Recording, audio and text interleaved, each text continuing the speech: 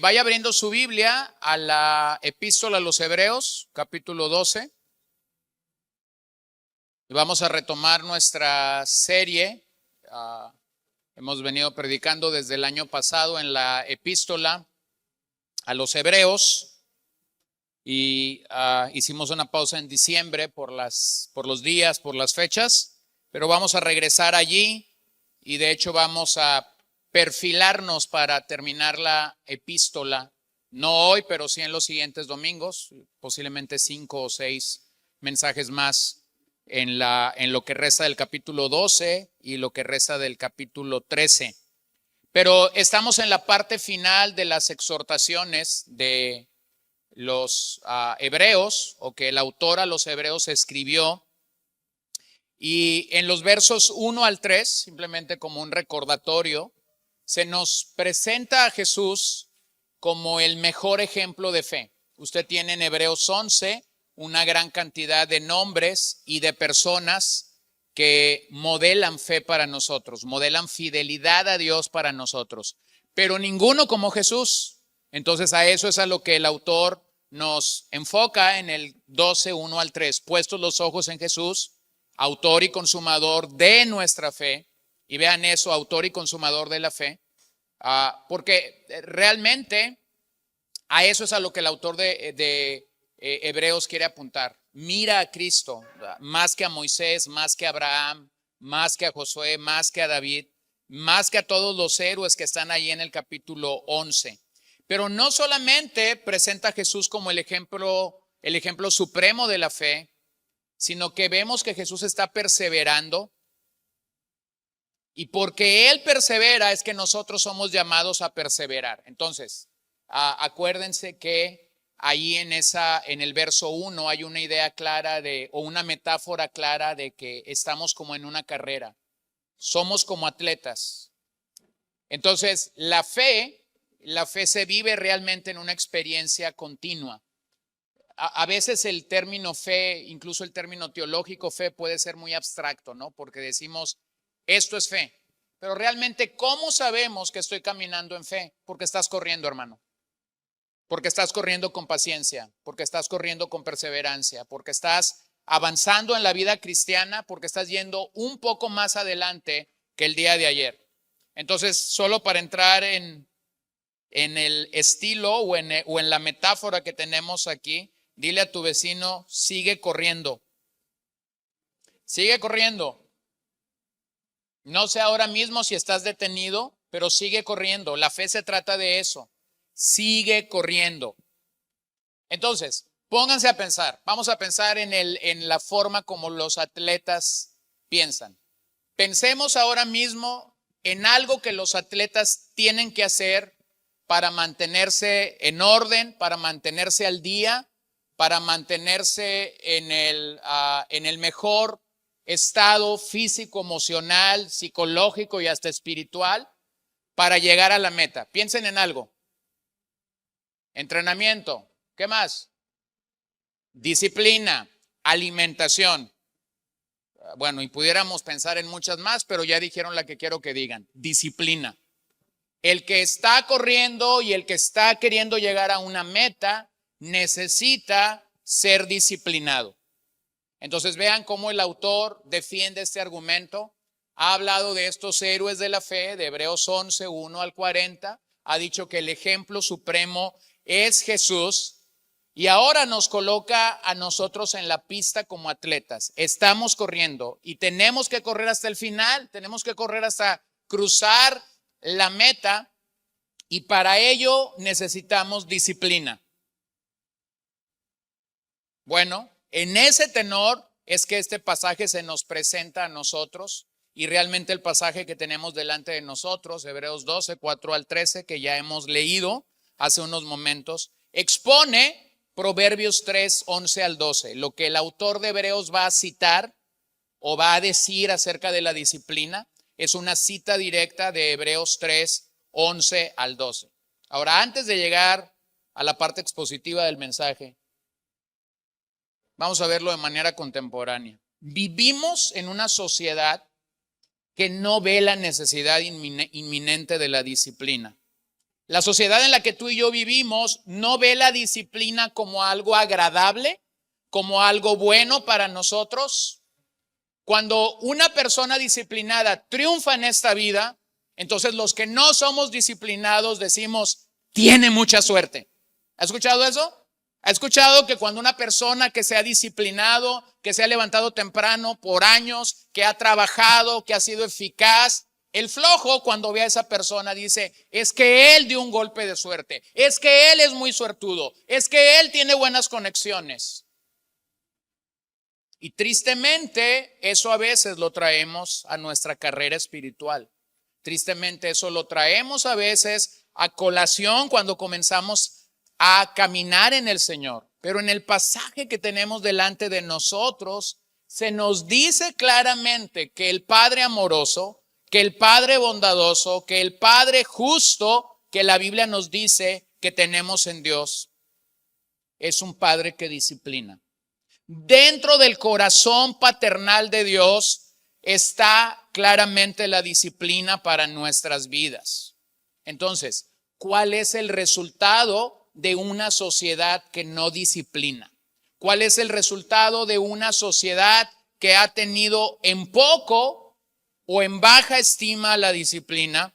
El resultado es una gran cantidad de adultos necios. Lo voy a volver a decir. El resultado de una sociedad que no disciplina a tiempo, es decir, que no disciplina mientras los hijos están creciendo, el resultado es adultos necios. Cuando usted lee el libro de Proverbios, se da cuenta que el libro de Proverbios es el deseo de un rey para que el príncipe, para el que va a heredar el cargo y en algún momento va a llegar a ser rey, pase de ser un necio y llegue a ser un sabio. Ese proceso de crecimiento del que Proverbios tanto habla viene acompañado de la disciplina. Por eso es que en ese libro usted va a encontrar en varias ocasiones que la Biblia nos manda y la Biblia coloca principios acerca de la disciplina incluso física en la vida de los niños mientras ellos están creciendo. Ahora, ponte a pensar, ¿podrías recordar un incidente en tu vida mientras eras un niño o mientras estabas creciendo? ¿Podrías recordar un incidente por el que fuiste disciplinado? ¿Recuerdas alguno? Bueno, algunos de ustedes posiblemente tengan alguna marca de la disciplina que recibieron de sus padres. Posiblemente, no lo sé.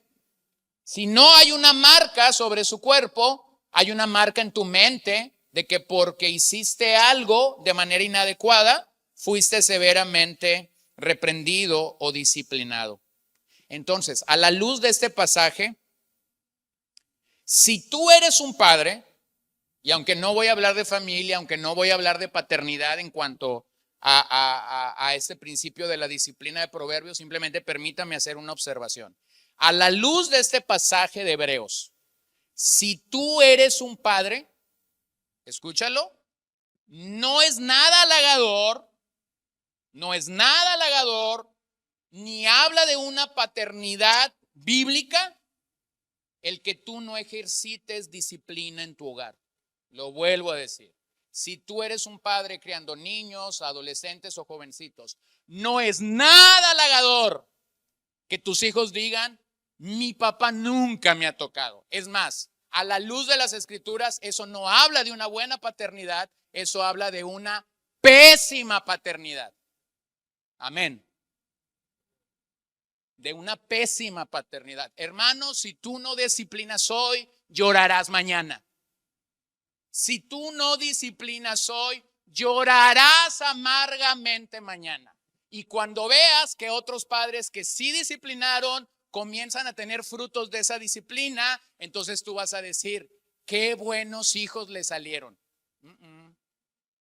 No le salieron, cultivaron disciplina. Entonces, yo sé que ese es un mensaje ausente en nuestros días, porque la psicología nos vendió la basura de que si nosotros disciplinamos vamos a frustrar niños. No vas a frustrar niños en una época futura inmediata vas a tener adultos necios.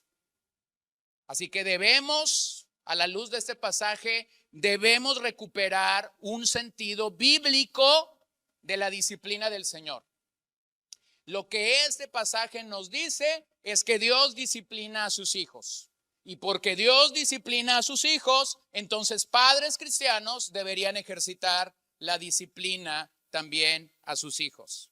Esa disciplina que Dios lleva a cabo o lleva adelante en nuestras vidas incluye el reconocimiento de que Dios es soberano en cuanto a nuestro sufrimiento. Esa disciplina del Señor, que puede parecer a veces adversa, dura o fuerte, conlleva el hecho de que Dios es soberano y sabe hasta dónde llevar nuestras vidas. Sabe hasta qué punto exacto llevar nuestras vidas. Yo he platicado con gente que me ha dicho, siento que me voy a romper, siento que me voy a quebrar, siento que me voy a desquebrajar, sinónimos o expresiones coloquiales que usamos para decir que sentimos realmente que la vivencia o la experiencia que estamos viviendo es realmente algo fuerte. Y emocionalmente eso puede ser una verdad, pero permíteme decirte que aún nuestro sufrimiento está en las manos de Dios. Ahora permíteme leer 2 citas solamente para ilustrarte esto. Oswald Chambers, en su devocional En pos de lo supremo, dice: afirmamos que no debería existir la aflicción, pero como existe, debemos aceptarla y aprender a conocernos a través de su fuego. Somos necios si tratamos de evitarla o rehusamos tenerla en cuenta. Como las penas son una de las realidades más grandes de la vida, es inútil alegar que no deberían existir, ya que el pecado, la aflicción y el sufrimiento existen. No nos corresponde a nosotros decir que Dios se ha equivocado al permitirlo. Entonces eso es una realidad. Las experiencias dolorosas, el sufrimiento, las aflicciones, las consecuencias de nuestro propio pecado nos llevan a momentos difíciles, pero ahí es donde tenemos que alzar la soberanía de Dios. Y C.S. Lewis dice o dijo: Dios nos susurra al oído en nuestro placer, nos habla en nuestra conciencia, pero nos grita en nuestros dolores. El megáfono de Dios es el sufrimiento. Dios pudiera tiernamente hablar a tu oído y decirte cosas que tú dices: wow, qué padre tan amoroso. Pero es a través de nuestros dolores que Dios usa un micrófono o un megáfono para despertarnos a una realidad. Así que en tanto que los lectores de la epístola de los Hebreos están experimentando una lucha por retroceder al sistema levítico, el autor los anima a mirar adelante en fe y seguir a Cristo sin desmayar. Y lo mismo sucede para nosotros. Una de las cosas cuando sufrimos o cuando estamos pasando momentos adversos en la vida es que somos tentados a desviar nuestra mirada de Cristo. Somos tentados a ver las circunstancias difíciles o ver a las personas difíciles alrededor de nosotros. Y cada vez que ello sucede, dejamos de ver a Cristo. Así que en este pasaje vamos a revisar el sufrimiento de los hijos de Dios. Los hijos de Dios podemos experimentar sufrimiento. No estamos libres de dolores, no estamos libres de sufrimiento, no estamos libres de agonía, no estamos exentos de estas cosas. Pero la exhortación pastoral que hay en este pasaje es que nosotros deberíamos tener una respuesta adecuada al Señor. Nuestra respuesta ante la disciplina del Señor, o lo que busca este pasaje, es que nuestra respuesta a la disciplina del Señor sea adecuada.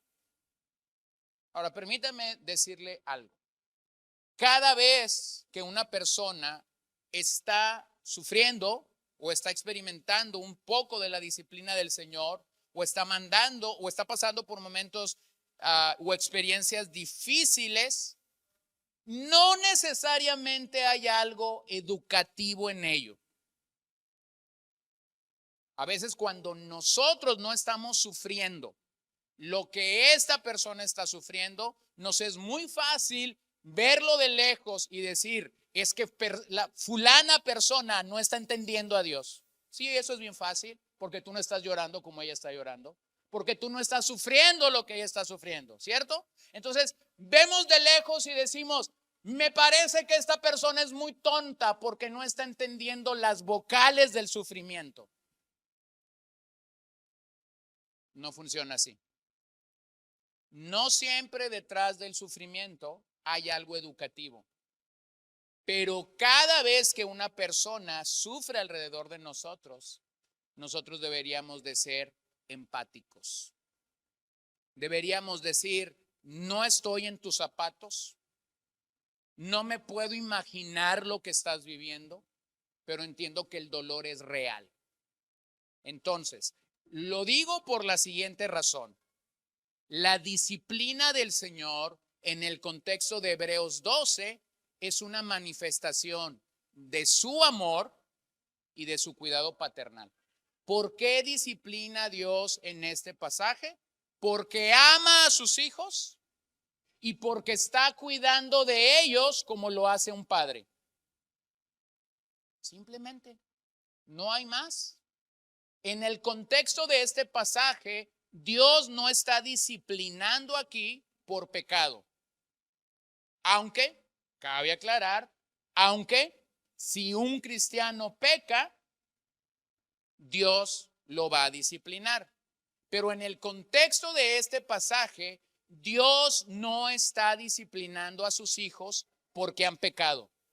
Lo que el autor de Hebreos dice es que Dios está disciplinando a sus hijos porque los ama y porque está cuidando paternalmente de ellos. En el lenguaje de Hebreos, algunos de estos hermanos se estaban alejando, se estaban deslizando del Señor y por eso es que requieren la disciplina de Dios. Todo hijo de Dios, cuando se sabe disciplinado por Dios, cuando sabe que Dios lo está disciplinando, haría bien en demostrar que acepta la disciplina del Señor, que se somete a la disciplina del Señor, y eso no significa que entiende la disciplina del Señor. Someternos a la disciplina del Señor, aceptar la disciplina del Señor, no es igual a entender la disciplina del Señor. Pero lo que el autor dice aquí es sometámonos. No rechaces la disciplina del Señor. Y observen algo más antes de entrar en el detalle del pasaje. La disciplina que se nos presenta aquí se da en el marco de una familia. El cuadro o la metáfora presentada aquí es la de una familia. Tanto la familia en la tierra requiere disciplina, como la familia que Dios está edificando requiere cultivar disciplina. Entonces, permíteme hacer dos cosas con el pasaje. Número uno, definir la palabra disciplina a la luz del pasaje. Y número dos, pensar en las tres pruebas de que la disciplina realmente viene de Dios en este pasaje. Número uno, ¿qué es la disciplina del Señor? ¿Cómo debemos entender o asumir la disciplina del Señor? Hebreos 12:4 dice, porque todavía en su lucha contra el pecado, ustedes no han resistido hasta el punto de derramar sangre. Observen que los hebreos están siendo perseguidos por su fe, están siendo tentados a regresar al sistema levítico. El gran pecado en esta epístola, como ya lo hemos dicho varias veces, es la incredulidad. Están siendo tentados a ser incrédulos delante del Señor. Pero ellos no han derramado sangre, es decir, no han sido mártires. Los lectores originales de esta carta estaban leyendo o estaban escuchando lo que el autor les había escrito, y cuando se les estaba comunicando esto, ellos no habían muerto, ellos no habían derramado sangre.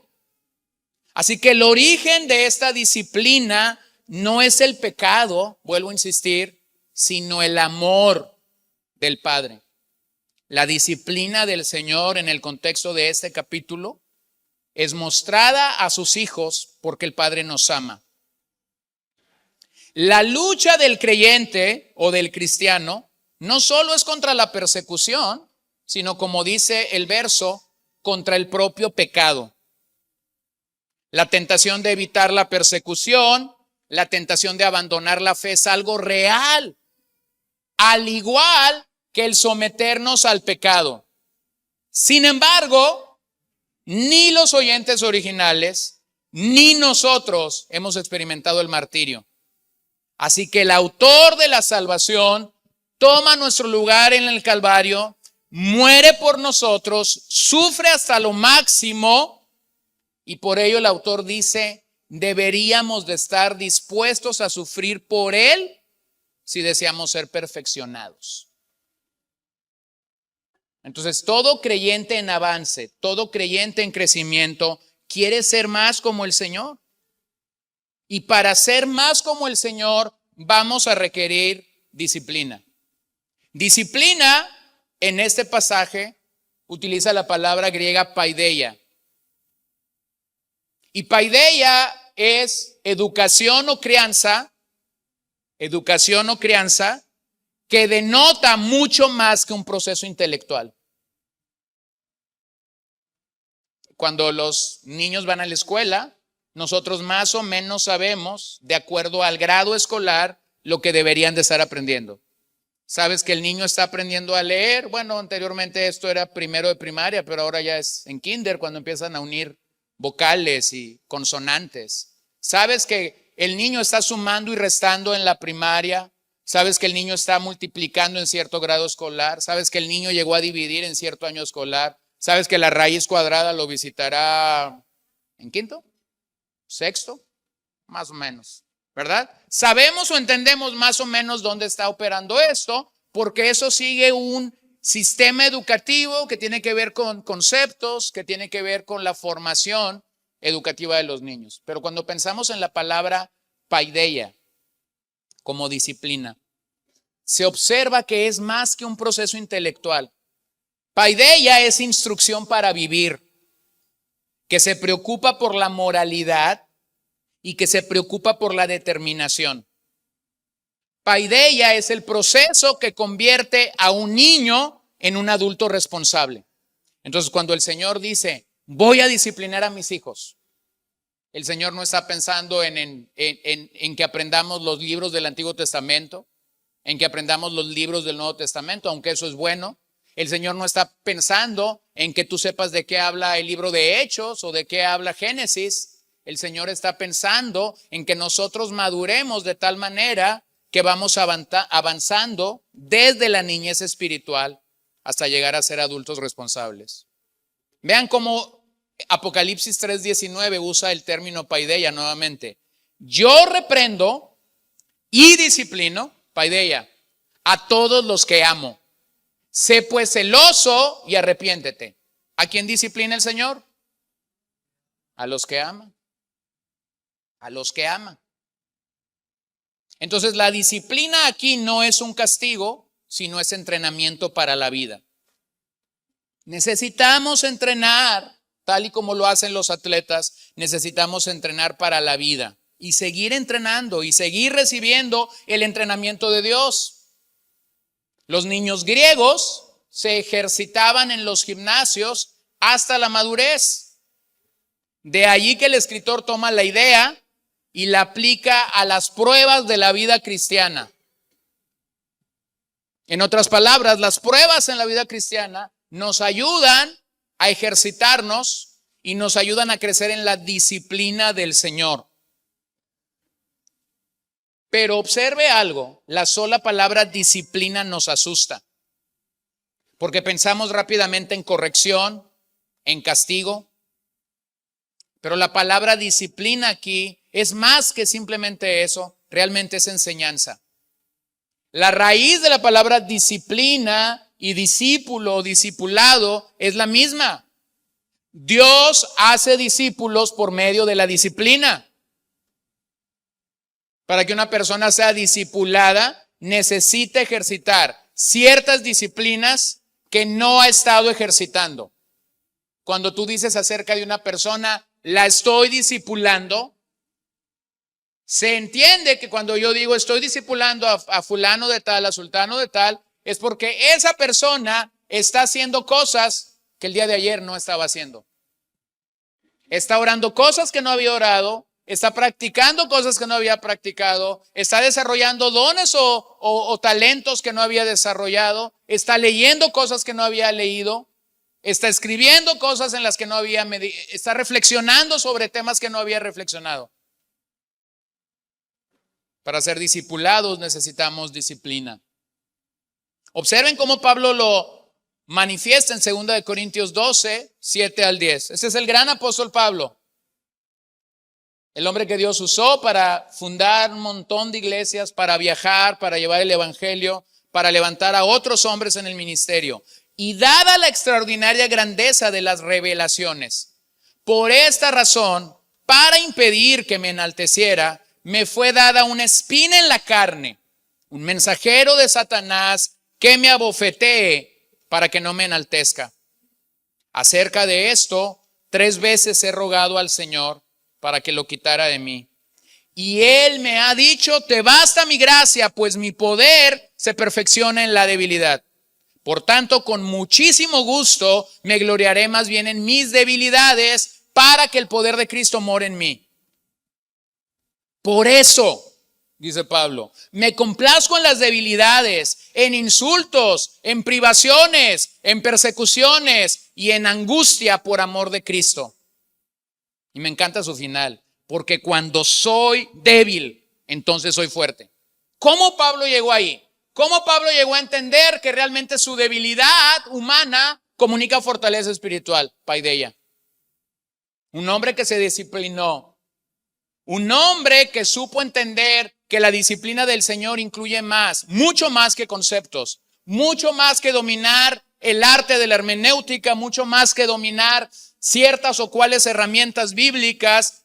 Se refiere realmente a un proceso de crecimiento y de maduración espiritual. Entonces, la disciplina del Señor en este pasaje se trata de sostener nuestra confesión en medio de las pruebas.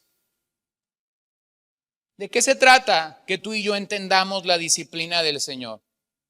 Sostén tu confesión en medio de las pruebas. Sostén tu confesión. ¿Cuál confesión? ¿Cuál confesión ha hecho el autor de los Hebreos a lo largo de toda la carta?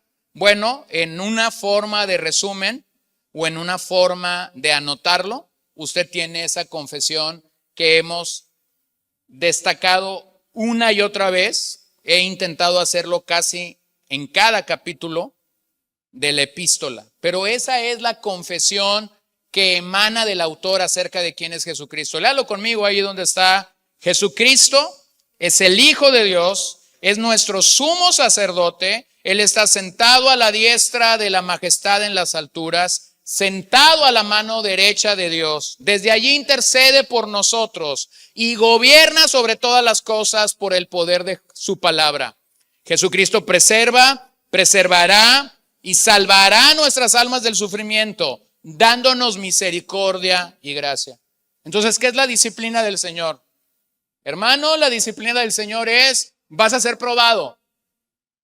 ¿Qué tiene que hacer un creyente? Sostén tu confesión. Sostén tu confesión. Que tu teología de tu cabeza realmente sea la teología de tus pies, realmente sea la teología de tu boca, realmente sea la teología de tu corazón. Que aquello bonito que dices, Dios es soberano y está gobernando desde las alturas a la diestra de la majestad de Dios, sea una realidad en tu vida y en mi vida cuando las cosas no están caminando tan bien. Entonces sostén tu confesión. Eso es la disciplina del Señor. No te paniques, como decimos coloquialmente. No te dobles ante las pruebas de la vida. No te quiebres ante las pruebas de la vida. Sostén tu confesión. Ahora, en los siguientes versos hay 3 pruebas que el autor está dando para explicar que esta disciplina del Señor realmente proviene de Él. Entonces, número uno, la primera prueba que tenemos allí es: las Escrituras lo testifican. Es decir, la propia palabra de Dios te dice que la disciplina viene del Señor en su evidencia bíblica.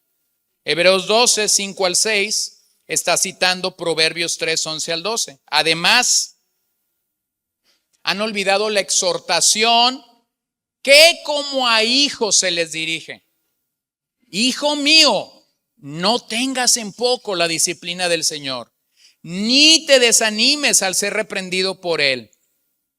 Porque el Señor al que ama disciplina y azota a todo el que recibe por hijo.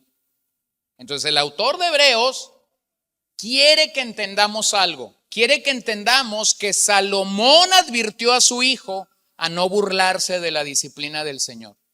En otras palabras, el tema de la disciplina del Señor, del cual Hebreos nos está hablando, no es algo nuevo. No es un elemento nuevo que está saliendo a la palestra aquí en los días de los hebreos. Realmente es un concepto que él toma desde el Antiguo Testamento, desde los días de Salomón, ahí en el libro de Proverbios, para decirle a su hijo: hijo mío, no te burles de la disciplina del Señor. ¿Por qué no deberíamos burlarnos? Porque es un recordatorio del amor de Dios sobre tu vida. Bueno, a veces, en ocasiones, sobre todo si tu lenguaje del amor son palabras, entonces la persona desearía que su cónyuge o que sus hijos o que la gente cercana alrededor de él le expresara palabras de amor, porque esas palabras de amor entonces le recordarían a esta persona que está siendo amado. En el contexto de Hebreos hay un recordatorio de que Dios nos ama y no es un te amo. En el contexto de Hebreos, el recordatorio es que ese padre que te ama te va a disciplinar. Esa es la manera, no estoy diciendo que es la única manera en la que Dios puede mostrarnos su amor, pero esa es la manera en la que el autor de Hebreos está citando y está trayendo las palabras de Salomón de Proverbios 3, 11 al 12. De nuevo, tenemos que observar que también en el 5, 11 al 12, el autor había exhortado a sus oyentes a escuchar la palabra de Dios. Y en ese pasaje del 5, 11 al 12, el autor ha llamado a sus oyentes tardos para oír. Tardos para oír. Por eso es que el pasaje comienza diciendo: además han olvidado la exhortación que como a hijos se les dirige. ¿Qué es tardos para oír? Bueno, que no estamos escuchando realmente la exhortación. Que no estás escuchando la exhortación. Y eso, hermano, tarde que temprano mina y desalienta nuestro corazón.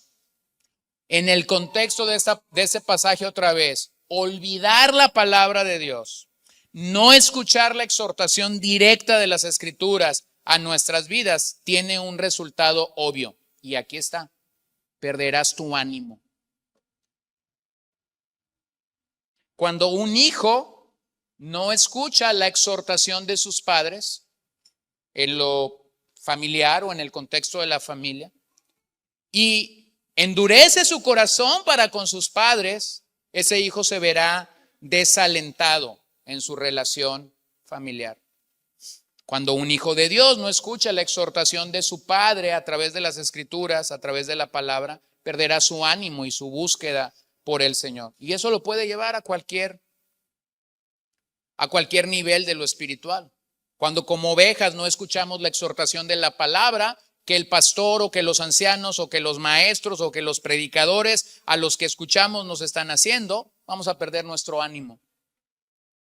Mucho desaliento y mucho desánimo en el rebaño puede venir de no estar escuchando adecuadamente la exhortación o la disciplina del Señor en forma de palabra. Mira, observa algo aquí. disciplina en este pasaje no es punitiva, sino es correctiva y educativa. ¿Qué es punitivo? Cuando tú le dices a un niño, si no haces esto te voy a dar 10 varas. Es una hipérbole, es una exageración, pero quiero que lo entiendas. Está siendo punitivo. ¿Sabes que la mayoría de padres que son punitivos nunca disciplinan? O sea, solamente asustan. Había un niñito aquí hace muchos años que la amenaza que sus padres le hacían cada vez que se portaba era la siguiente: si tú no haces caso, le vamos a decir a papá Fernando. Y yo creo que la última vez que sus padres usaron ese recurso, Paola y yo estábamos recién casados y cometieron el error de decirle a este niñito de 6, 7 años, si tú sigues haciendo eso, le vamos a decir a tu papá Fernando. Y entonces el niño, desalentado y desanimado, soltó el llanto en la sala y él dijo: ustedes siempre me dicen que le van a decir a papá Fernando, pero yo preferiría, y le dice al papá, que te quitaras el cinto y me pegaras. Déjenme colgar. Entonces, él estaba siendo desanimado por sus padres porque la disciplina punitiva que daba no servía de nada. Entonces, la disciplina aquí no es una amenaza de parte de Dios. Dios no nos está diciendo en este pasaje, si te portas mal, te voy a dar 3 cintarazos. Dios no te está diciendo eso. Dios nos está notificando, hermanos, esta mañana por medio de la exhortación de tu palabra, que si tú necesitas que Él te discipline, Él está más que listo para disciplinar.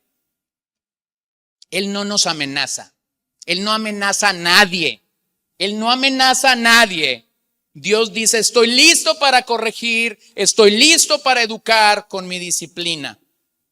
¿Por qué es que es tan necesaria esa disciplina del Señor? Porque esa disciplina del Señor sirve a nosotros para destetarnos del pecado. La expresión hijo en este pasaje se refiere a un adulto, no a un niño. Es decir, aunque crezcamos, aunque tengamos años en el Señor, necesitamos seguir siendo disciplinados por el Señor. Así que el autor desea que como hijos entendamos el proceso de maduración al que el Señor nos lleva por medio de la disciplina. Por medio de la disciplina.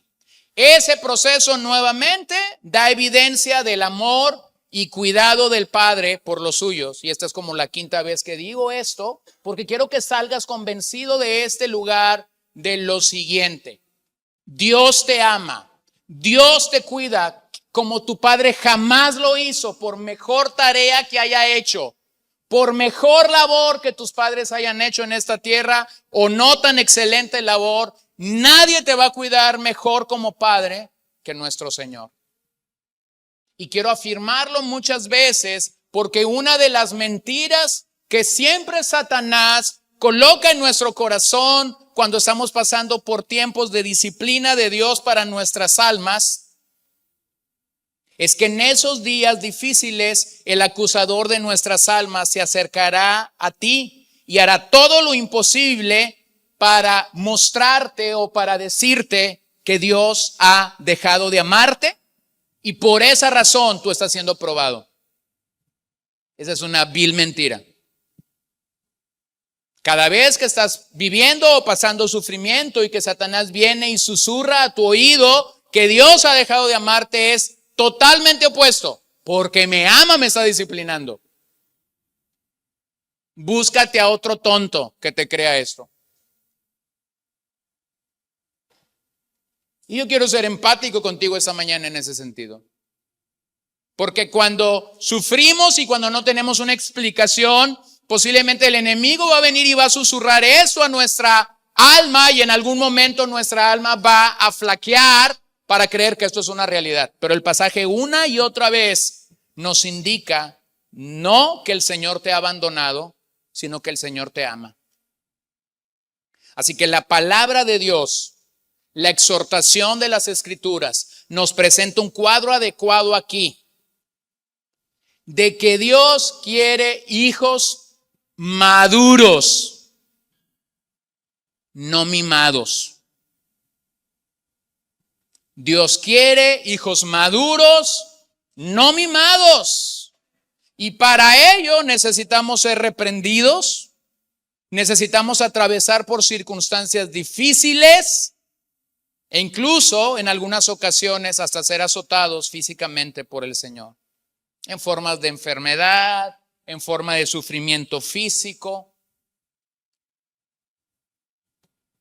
La palabra azotar o castigar que se usa aquí era una forma severa y dolorosa que era común entre los judíos. Así que lo que quiero decirte a la luz de Proverbios 3, 11 y 12 es que como hijos de Dios, es que como cristianos bíblicos debemos sentirnos privilegiados de tener la disciplina del Señor en nuestras almas, ya que lejos de comunicarnos su ira, la disciplina del Señor nos comunica su amor, su favor y su aceptación por nosotros. Entonces, la primer certeza que este pasaje nos da viene de las Escrituras. Número 2, la segunda prueba que este pasaje te da viene de la propia experiencia personal.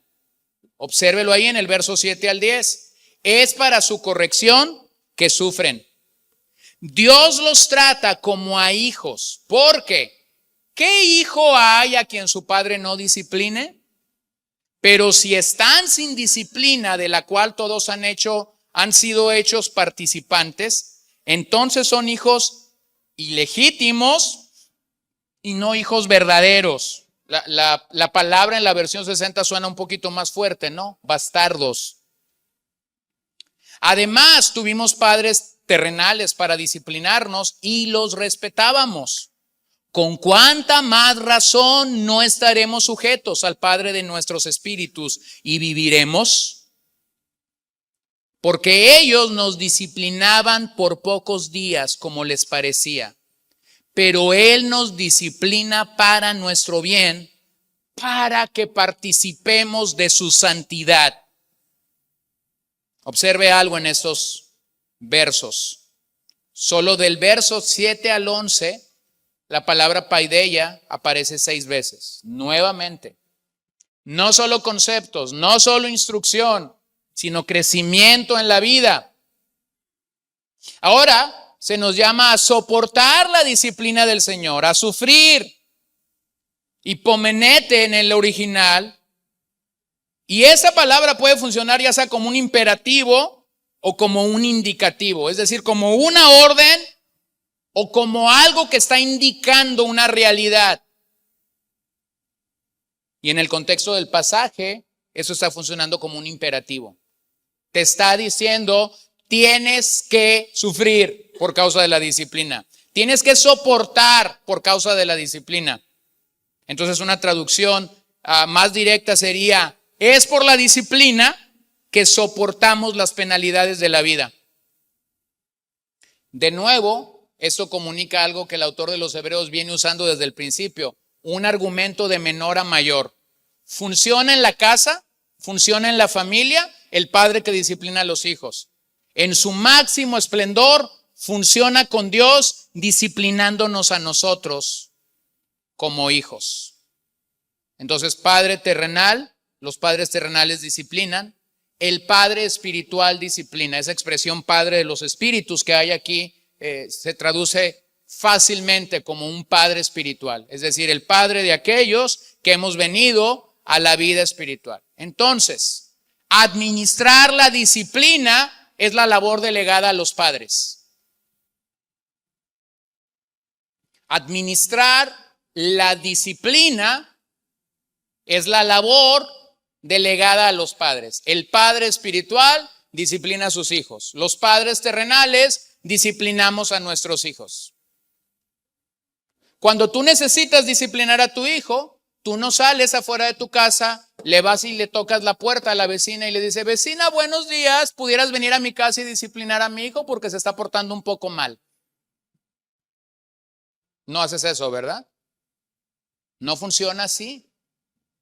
A veces algunos vecinos decimos, quisiera que la vecina viniera y me tocara y me pidiera que disciplinara a sus hijos. A veces pasa. Cuando andamos sobre todo en la carne pasa muy seguido. De eso que tú dices, que este padre no entiende de qué se trata la paternidad. Pero no funciona así. Yo no puedo disciplinar a tus hijos, tú no puedes disciplinar a mis hijos. Nadie nos puede disciplinar a nosotros como hijos espirituales, solamente Dios. Pero hay que entender algo. Dios va a pedir cuentas. Y lo que este pasaje está enseñando es que Dios mismo nos va a disciplinar a nosotros como sus hijos espirituales, y a la par Dios demandará cuentas a tu vida y a mi vida como padres de que también ejercimos la disciplina en la vida de nuestros hijos. Cada familia tiene reglas. Cada familia sabe cómo ejercer esa disciplina. Cada familia sabe cómo va a rendir cuentas a Dios. Y pudiéramos pensar en muchas cuestiones prácticas.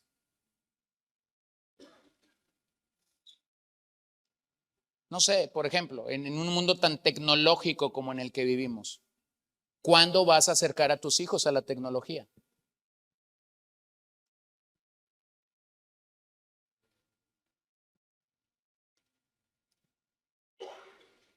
Porque algunos nos espantamos de la televisión, pero nuestros hijos resulta que traen un aparato de 20, 30 mil pesos en sus manos y hacen con él, hermano, mucho más de lo que tú y yo teníamos acceso cuando teníamos un televisor en nuestros hogares.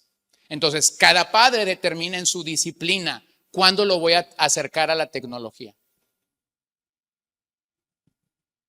Bueno, sin que te asustes, y no estoy hablando nada que no sea contemporáneo. Cada vez que tú pones un aparato de estos en la cerca de tus hijos, los estás acercando a pornografía, a fornicación, a palabras obscenas, a música que tú nunca permitirías que ellos escucharan. Disciplina. Entonces un padre dice, bueno, yo no voy a permitir esto a tal edad. No lo puedo hacer doctrina, no lo estoy predicando como doctrina, pero tu fruto tendrás. O por ejemplo el padre que dice, no, mi hijo cuando cierra la puerta y dice que se va a dormir, se duerme. Si tú pusieras una pequeña pantalla, te darías cuenta que tu hijo pasa muchísimo tiempo cuando tú estás durmiendo en su celular. Sin raspar muebles, Sin raspar muebles. Disciplina. Tus frutos tendrás. Pero vean cómo la palabra de Dios nos orienta a ejercitar disciplina. ¿Por qué? Porque si Dios cree que nosotros lo necesitamos, entonces como padres, nosotros necesitamos seguir el modelo de Dios. Seguir el modelo de Dios.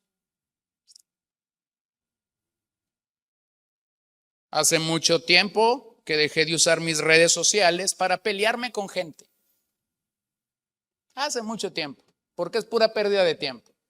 Convencer a quien no quiere ser convencido en una red social es perder tu tiempo.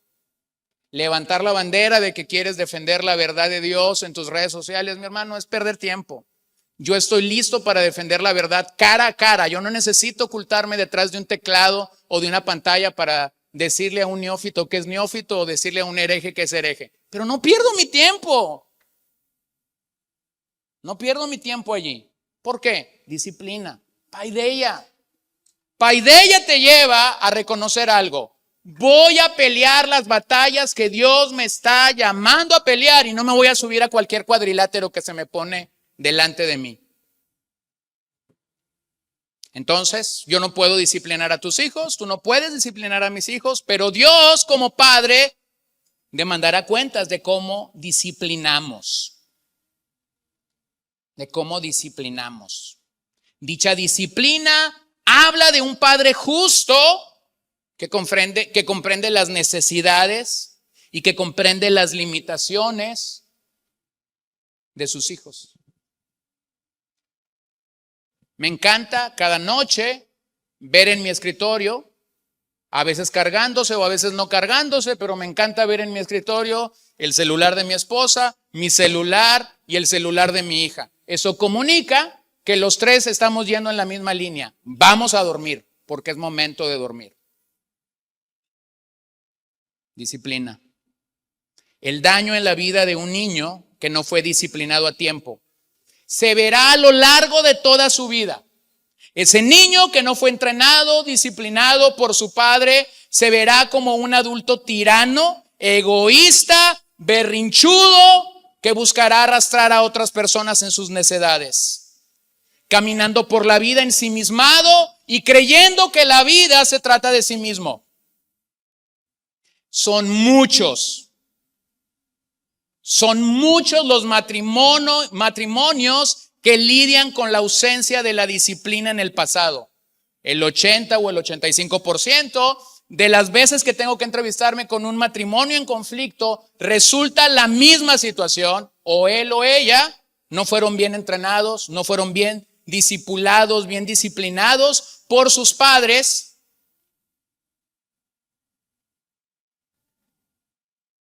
Y ahora son cónyuges que están batallando en su vida adulta. Por eso es que algunas esposas ven a sus esposos como el hijo mayor. O algunos esposos ven a sus esposas como la niña mayor a la que tiene que criar. Son muchos los matrimonios que logran buenos regalos, buenos momentos a través de hacer berrinches o de llorar porque yo quiero esto. Paideia. Faltó paideia. Faltó que realmente padres que amaban a sus hijos los disciplinaran. Es ese tipo de personas que no reciben corrección en la vida, que no quieren escuchar la exhortación de las Escrituras, que simplemente son tiranos de sus inquietudes y quieren una explicación de todo. Faltó paideia.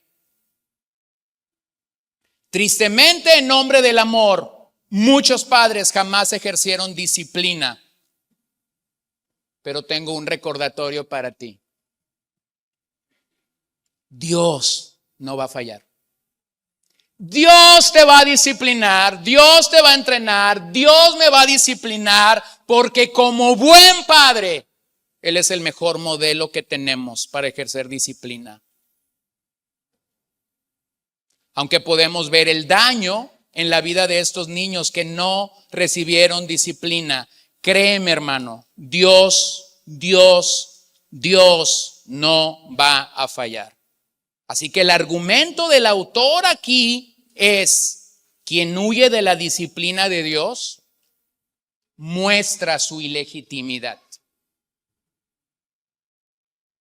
Quien no recibe la disciplina de Dios realmente muestra que es un bastardo, que es ilegítimo, que realmente no es hijo del buen Dios que quiere corregir a sus hijos.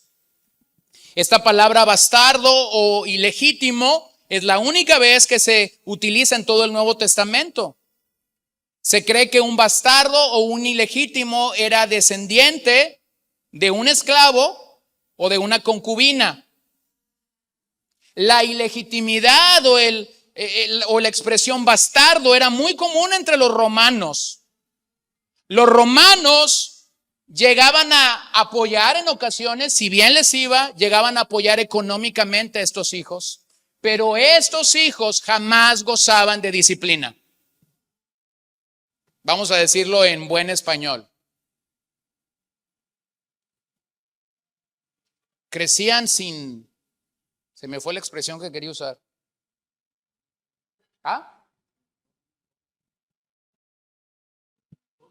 Sin ton ni son. Crecían así. No había disciplina para ellos.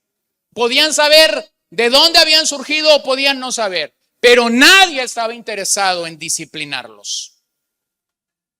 Entonces Dios está asegurándose de que en medio de la comunidad donde ellos están viendo a romanos teniendo hijos ilegítimos de una manera muy común, Él se está asegurando que los que son hijos de Dios entiendan que esto no sucede así. Dios sí te va a disciplinar. Entonces, ¿por qué corrige un padre? Un padre corrige en el buen entendimiento de la disciplina del Señor porque quiere que los hijos aprendan reverencia y obediencia.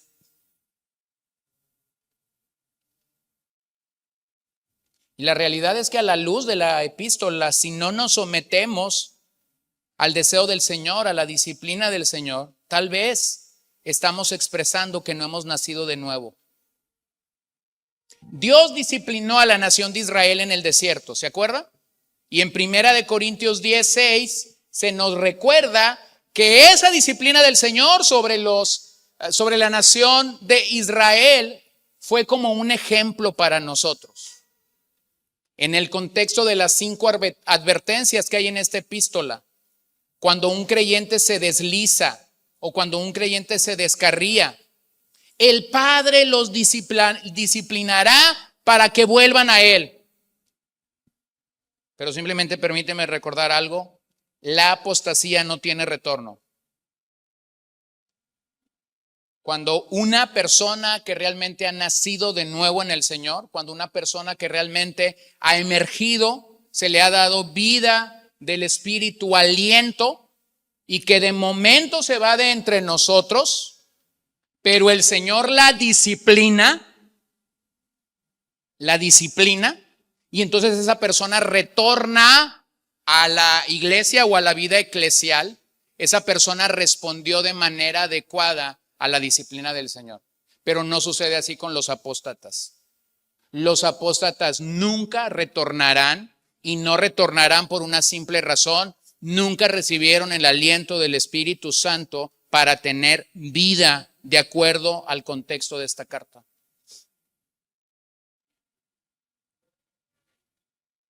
Ahora, pudiera haber una confusión doctrinal, una persona pudiera tener una confusión doctrinal, pudiera haber sido presa de una falsa enseñanza, y no necesariamente eso es apostasía total, como lo estoy presentando en un cuadro máximo de ello.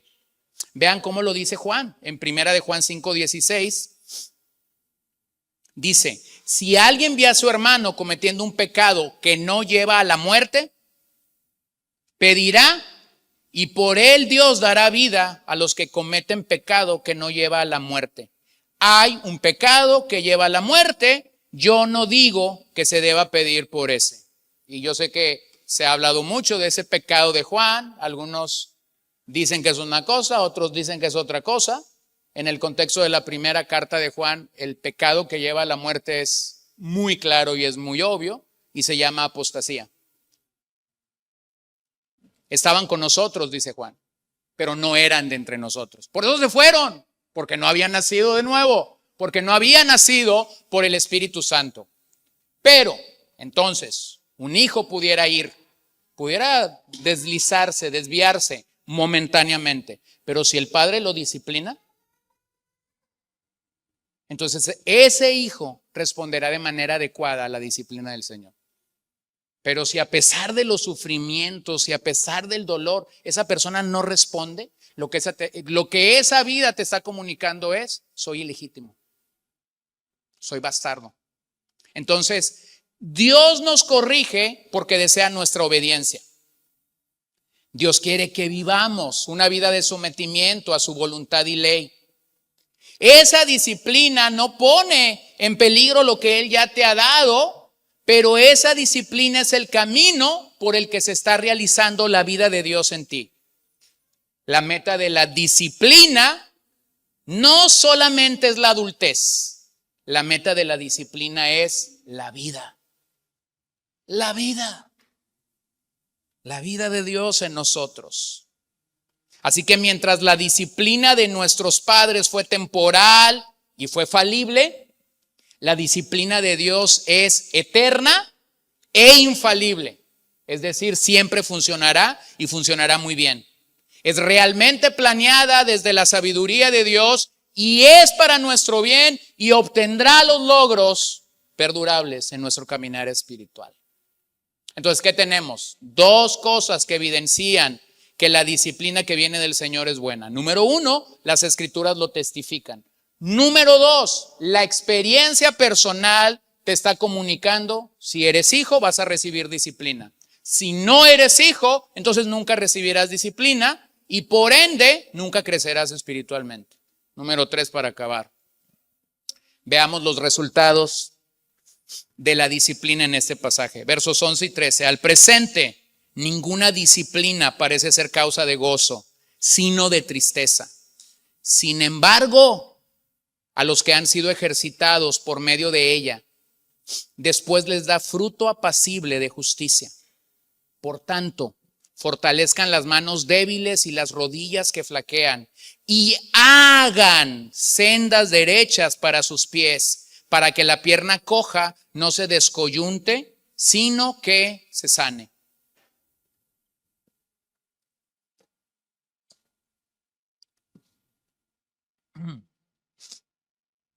Vea lo que el pasaje dice. La disciplina no es agradable en el presente, pero es provechosa. Que te quiten algo, que te den una vara, no agrada.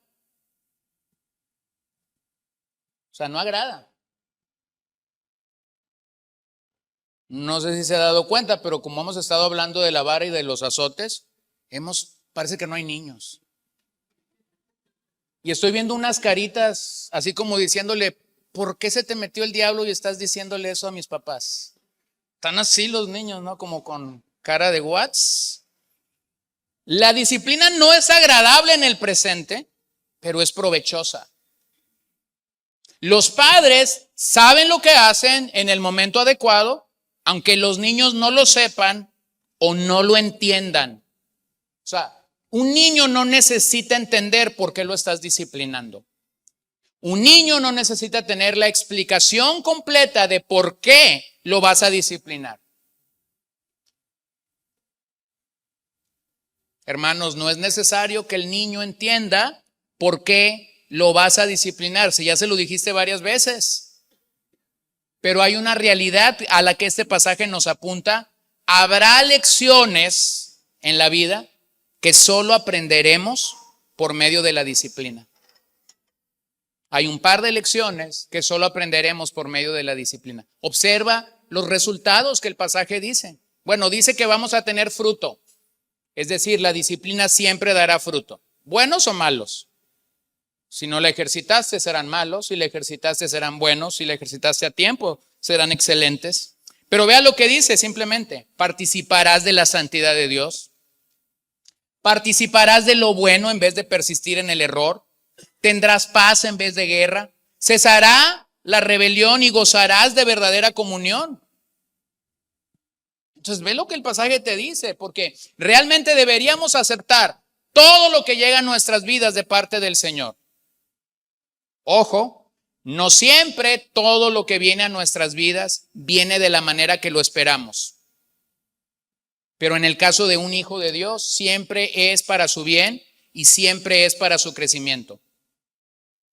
Entonces es en esos días que debemos confiar en la buena mano del Padre Celestial, quien ha querido disciplinarnos, quien ha querido afilarnos, quien ha querido pulirnos, quien ha querido madurarnos y todo haciéndolo para su gloria. Entonces el castigo debe ayudarnos a ejercitarnos en los aspectos espirituales. Observe cómo el verso 12 y el verso 13 terminan y realmente regresan al verso 1. Cuando el verso 1 inicia y nos dice que tenemos una carrera delante de nosotros, que nos despojemos de todo el peso que nos asedia y del pecado que nos impide correr con libertad la carrera del Señor. Ahora en el verso 12 y 13 el autor regresa a la metáfora del corredor con la que inició. Y da indicaciones aquí como si fuera un entrenador en la pista. Somos llamados a fortalecer las manos débiles, las rodillas que flaquean.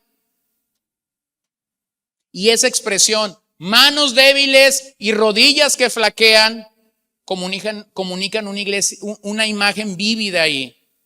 Comunican la debilidad del corredor, manos débiles, y comunican el temor del corredor, rodillas que flaquean o que tiemblan. Entonces, ¿qué te quiere decir el autor al cerrar este pasaje? El Señor debe disciplinar a su iglesia para su propio gozo. El Señor debe animar a su pueblo a perseverar en las pruebas y a ser fuerte en el Señor. Hermanos, esta carrera puede ser agotadora, esta carrera puede ser mortal, pero recuerda algo, no estás corriendo en vano. No estás corriendo solo. No estás corriendo solo, no estás solo. Ve a tu lado, no estás solo. En los días anteriores, 2 o 3 días atrás, recibí la llamada de un querido pastor. Simplemente me habló para decirme un par de cosas, que no sé por qué me las dijo, pero realmente al final entendí lo que él quería. Él no quería informarme de nada, él simplemente quería decirme lo siguiente: ¿podrías tomar 1 o 2 minutos para orar por mí? Entonces le dije, claro que sí. Y tomé un par de minutos para orar por él. Y hice por él la oración de la que prediqué la semana pasada. Señor, fortalece a este hombre en tu poder conforme a la potencia de tu gloria en los cielos. Y al final, cuando oré por él, me dijo, gracias. Eso es lo que necesitaba. Que alguien me recordara que el Dios al que estoy sirviendo sigue teniendo poder y esa expresión en la potencia de su gloria. Hermanos, no estamos corriendo solos. Y porque no estamos corriendo solos, habrá momentos en los que tendremos que acudir a otros que van a nuestro lado o en nuestra delantera para pedir ayuda. Al final del pasaje, el autor comienza a hablar de senderos rectos. Esa es una expresión poderosísima en el Antiguo Testamento. Isaías utiliza la expresión de senderos cortos, limpios, para describir el regreso de Israel desde el exilio a Sión. Cuando Isaías profetiza que un día regresarán desde el cautiverio hasta Sión, Isaías comienza a hablar de este vocabulario. El Señor les va a preparar el camino. El Señor va a hacer que el camino esté recto, que el camino sea limpio.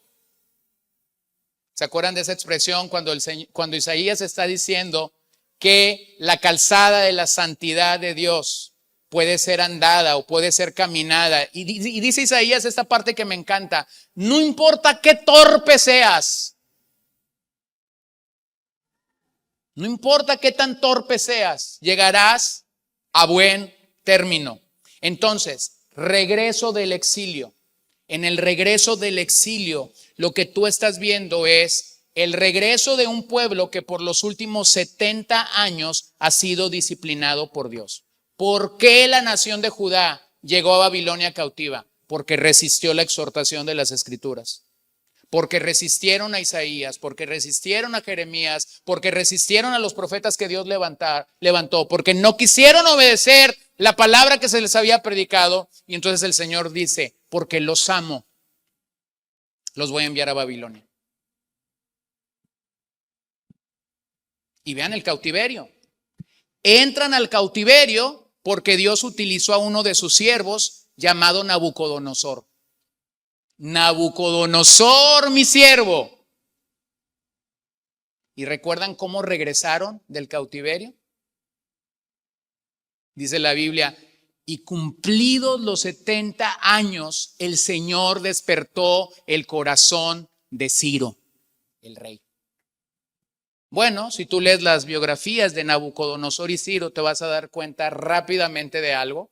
No fueron los reyes más justos, no fueron los reyes más santos, no fueron los reyes más espirituales. De hecho, fueron unos perversos hechos y derechos.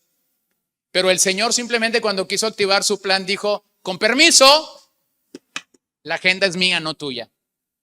Y despertó el corazón e hizo regresar a los cautivos a Jerusalén. Entonces vean en ese lenguaje lo que los profetas estaban comunicando. Fortalezcan las manos débiles, Isaías 35:3, y afiancen las rodillas vacilantes. ¿Puedes ver eso?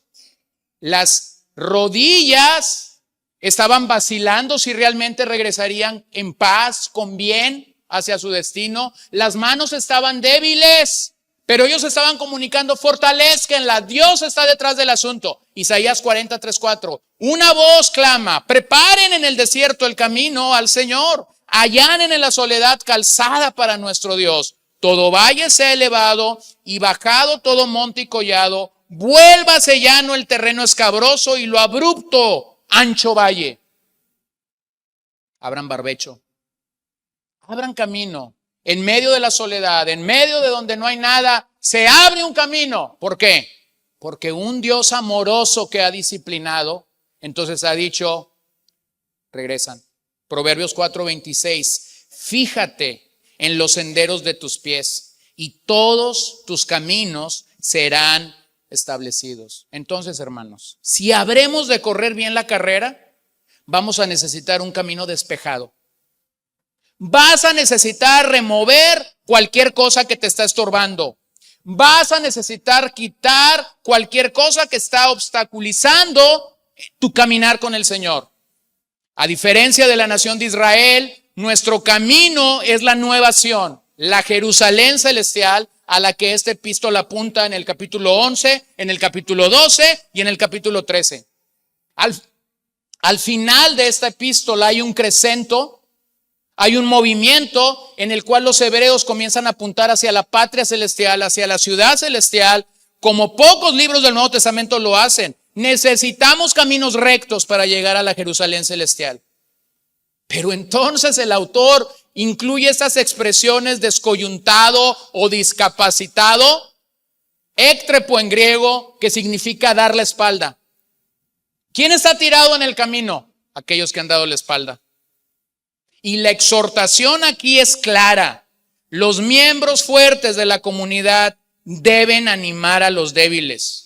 Hay un llamamiento claro a mantenernos rectos y a mantenernos avanzados, pero la orden es clara: despeja el camino. Despeja el camino. Ser incapacitado de esta manera sería quedar fuera de la carrera. Pero si las extremidades se curan, aún puedes llegar a la línea de meta. Pero si no apreciamos la disciplina del Señor, no enderezaremos nuestros caminos para correr en pos de Jesús. Este Jesús que ya sufrió por nosotros. Así que el peligro inminente al final de estos versos es claro. Habrá gente que nunca será sanada, permaneciendo lisiada por sus pecados y finalmente alejándose del Señor. Dislocados o descoyuntados sería una forma de describir en este pasaje la apostasía. La apostasía. Porque tú puedes caer, tú te puedes resbalar, y si no estás caminando solo, va a haber alguien que te levante. O tú mismo, hermano, te vas a levantar. ¿Han visto estas carreras, estos cuadros que tenemos a veces en las Olimpiadas de atletas que han entrenado largos años de su vida y de repente se desploman? ¿Lo han visto eso? Aunque la carrera ya terminó, la mayoría de estos atletas se paran y como pueden llegan a la meta. Y en esas hermosas historias que tenemos de las Olimpiadas, siempre vemos el mismo cuadro, todo un estadio puesto de pie ante ese hombre fracasado que después de una larga carrera de 12, 14, 16 años en su vida entrenando, porque se dislocó o se descoyuntó o tuvo alguna fractura, no puede correr como lo hicieron los otros atletas, pero finalmente llegó. 15 minutos después, 8 minutos después, pero cruzó la meta. ¿Podemos como cristianos resbalar? Sí. ¿Podemos fracturarnos? Sí. ¿Podemos quebrarnos un tobillo? Sí. ¿Podemos quebrarnos la pierna? Sí. ¿Podemos caer tontamente? Sí. ¿Pero qué va a hacer un cristiano? Se va a levantar y va a seguir caminando. Y va a seguir corriendo. Pero cuando alguien que ha caído en el camino no es levantado, no es sanado como este pasaje dice, entonces estará fuera de la carrera. Y a la luz de la carta lo que eso comunica es que esa persona no era un hijo, era un bastardo. No recibió la disciplina del Señor y porque no recibió la disciplina del Señor, apostató. Nunca llegará a la meta. Nunca cruzará la meta. Entonces la única solución para nuestras lesiones como cristianos, la única solución para nuestras lesiones como cristianos es limpiar el camino. ¿Qué te estorba? ¿El odio? ¿El rencor? ¿La amargura? ¿La ira? ¿El favoritismo? ¿Qué te estorba? Quítalo ya. Quítalo ya. Porque si no lo quitas, tu camino se verá estorbado. ¿Qué más podemos hacer como cristianos? Sigue a Jesús. Sigue a Jesús, al autor y al consumador de la fe. Y en algún momento de tu carrera serás restaurado por la gracia de Dios. ¿Cuándo? No lo sé, porque no estoy allí, porque no estás allí en este momento. Entonces el autor nos llama a no tomar a la ligera la disciplina del Señor. Si eres un hijo de Dios, no tomes a la ligera la disciplina de Dios. Si eres un hijo de Dios, no te niegues a aprender de la disciplina del Señor. Y termino simplemente diciendo 3 cosas. ¿Cómo responder entonces a la disciplina del Señor? Número 1, no debemos despreciarla ni desmayar. Esta es la respuesta de un cristiano ante la disciplina del Señor. No debemos despreciarla, no debemos desmayar. 12:5, ya lo leímos. Número 2, debemos someternos a su voluntad. Sométete a su voluntad.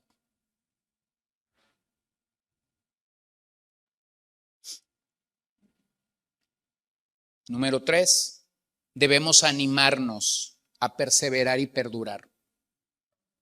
Versos 12 y 13, como acabamos de leer.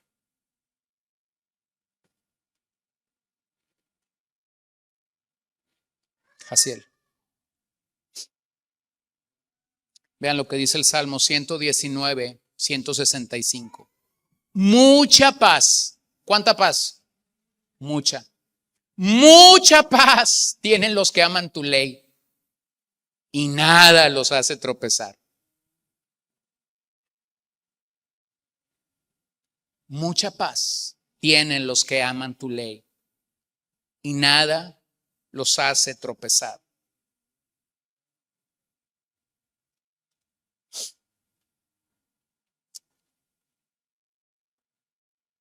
Permítanme terminar con la cita de un autor, George Guthrie, en su comentario de este pasaje.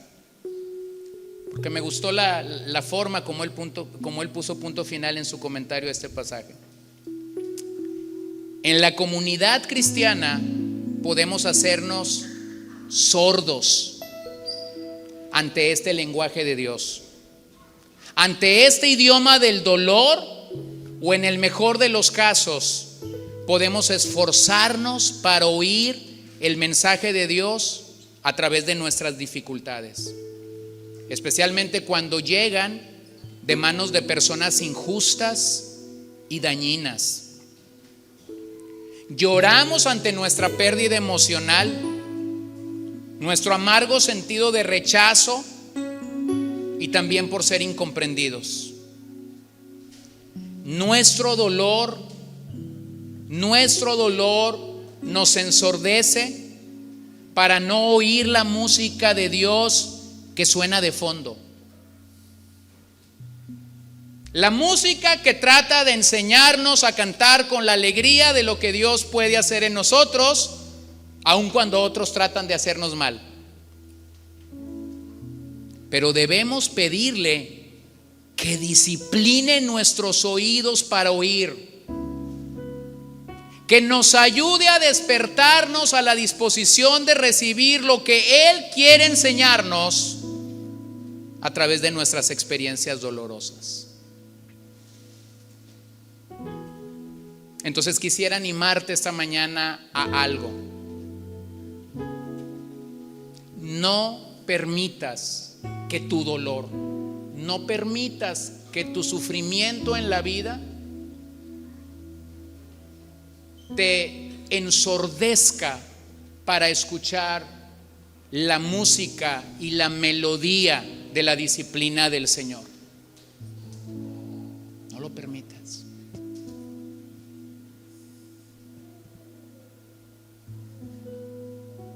No lo permitas.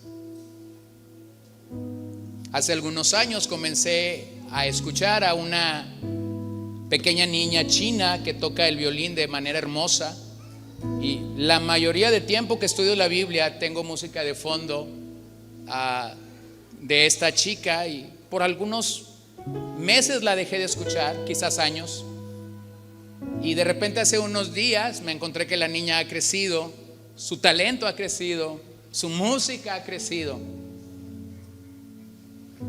Pero entonces estaba sentado en mi escritorio el día de ayer trabajando y tenía esta música de fondo. Pero de repente empecé a escuchar que había como un segundo violín, como un cello detrás de aquella música encantadora.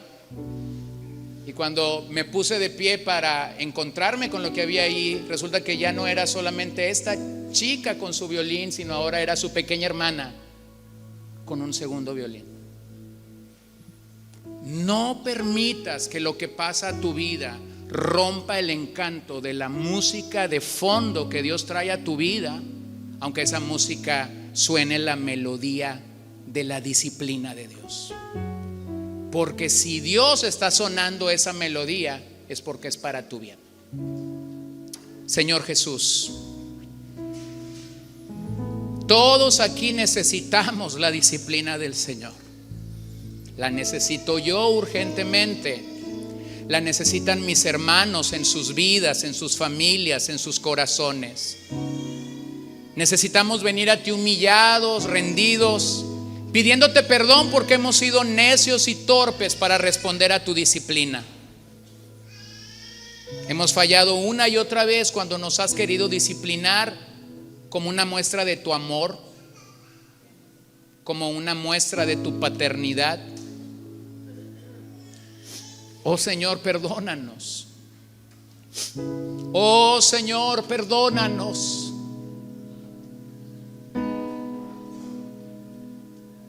Perdónanos cuando no hemos respondido adecuadamente a la exhortación de las Escrituras. Perdónanos cuando hemos hecho que nuestra experiencia sea mayor que tu gracia, que tu poder. Perdónanos cuando hemos estado tan metidos en el proceso que no hemos saboreado los resultados. Nos disciplinas porque nos amas y porque quieres que ello traiga a nuestra vida fruto apacible de justicia, gozo en vez de tristeza. Perdónanos. Perdónanos. Que al venir a tu palabra podamos reconocer nuestra ausencia de ti en nosotros. Perdónanos si en nuestro propio crecimiento personal no hemos tenido las respuestas adecuadas. Señor, si fuimos mal criados porque nuestros padres no te temían o no confiaron en tu palabra para disciplinarnos de manera adecuada, ahora que la luz de tu palabra ha venido a nosotros, no permitas que criemos a nuestros hijos de manera inadecuada. Danos la gracia suficiente para disciplinarlos, para confrontar sus pecados, para llamarlos al arrepentimiento, para llamarlos al evangelio una y otra vez. Porque eso simplemente es un recordatorio de cómo tú nos llamas a nosotros a lo mismo. Señor, como padres hemos fallado al ejercer disciplina y hemos fallado al criar a nuestros hijos claramente en la disciplina y en la amonestación del Señor. Así que te pedimos perdón. Danos gracia porque la necesitamos. Danos mucha gracia porque la necesitamos. Y perdónanos las veces que hemos juzgado a nuestros hermanos dislocados, descoyuntados, desalentados, desanimados. Permítenos hacer lo que este pasaje dice: animar a los débiles, fortalecer las manos débiles, las rodillas que tiemblan ante el pecado. Estamos tan lejos de tener el corazón paternal de Dios, pero queremos rogarte esta tarde, Señor, danos a Cristo. Danos a Cristo, por favor. Puestos de pie allí donde usted está.